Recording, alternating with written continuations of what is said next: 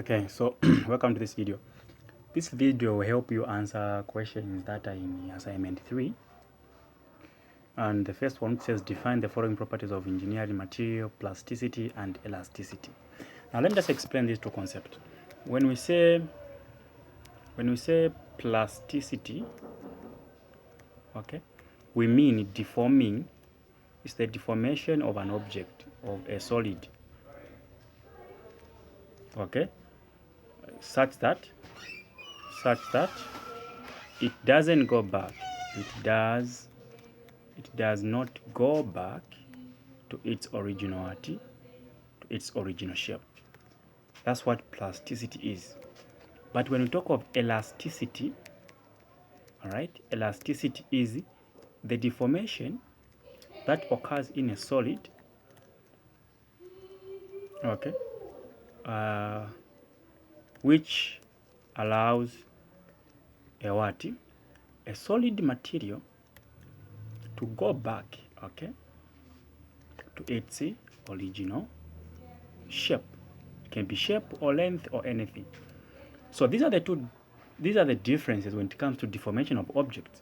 It can be plasticity or elasticity. Plasticity is when you deform an object and at the end of the day it doesn't go back to its original shape, okay.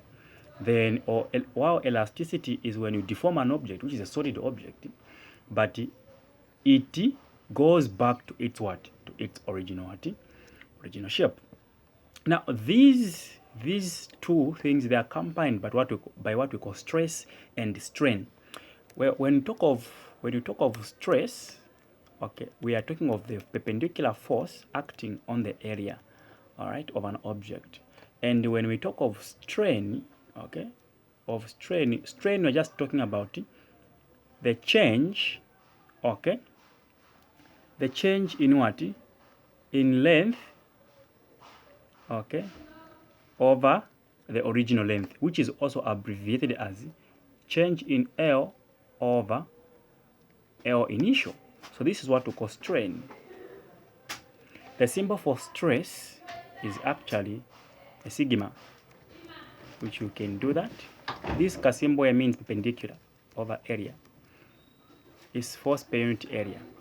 It has got the same units as pressure. All strain is, the symbol is epsilon, which is abbreviated as this. So that is about stress and strain. So if you know the force, if you know the area, you can find stress. If you know the length, the original and the new length, and you can also find what? Strain. Yeah. All right, so these are the things. Now, what you need to know is that area is always in meters square, right? Okay. Okay, so like this example, let's say you have a wire which is 3 meters long. Then after deforming it stretches up to this far here to a new length called 4.5 meters. How can we find the strain? So strain, we know that is a change in L over L0. Now what's the change in L? The change in L is the difference between the new length and the old length. So it will be 4.5 minus 3. And the original one is what? 3. This will be 1.5 over what? 3. So 1.5 divided by 3 to give us 0.5. 0.5. It has got no units, by the way. It will be just be 0.5. It measures the deformity of an object, how it has been deformed in terms of length. All right. So that is all about plasticity and elasticity, stress and the strain. Well, for stress, like I said, for stress, you just have to know the force. And this force, you know that is the same as mass over times gravity over the area. Can be the area of anything. For example, if this is a wire, okay, this is a wire. And after some time, they hang something here. Let's say they hang an object of, let's say, 40 kg. Okay. After hanging that, how can you and the diameter of this wire? The diameter is what? Is, let's say, 4 meters. I'm just approximate, just so that you understand the concept about stress. How can you find stress in this case? First of all is that we know that stress is equal to force over what? Area. So what's our force? In this case, we've been given mass. Force is equal to mass times gravity, and mass is 40. Gravity, we are going to use 10, or you can use 9.8. I don't know which one you use. And for me, this will give me 400 newtons. That's our force. Now that one being our force, what will be our area? This is a circular what? Wire. A wire is a circular in terms of diameter. How do we find the area of a circle? Pi r squared. Pi is 22/7, or you can just leave it the way it is.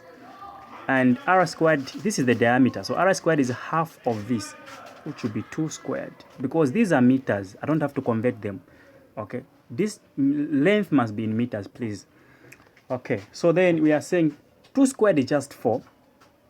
So we are saying, so we are saying pi we multiply by 4, which will give us an area of 12.57. I'm just rounding it off, meter square. Then we get these two values. This will give us what? Stress. Newton over 12.57 meter watt squared. So let's do that. 400 we divide by 12.57, and it's giving me the stress of about 31.82 Newton per meter squared. It's that simple. I hope this makes sense.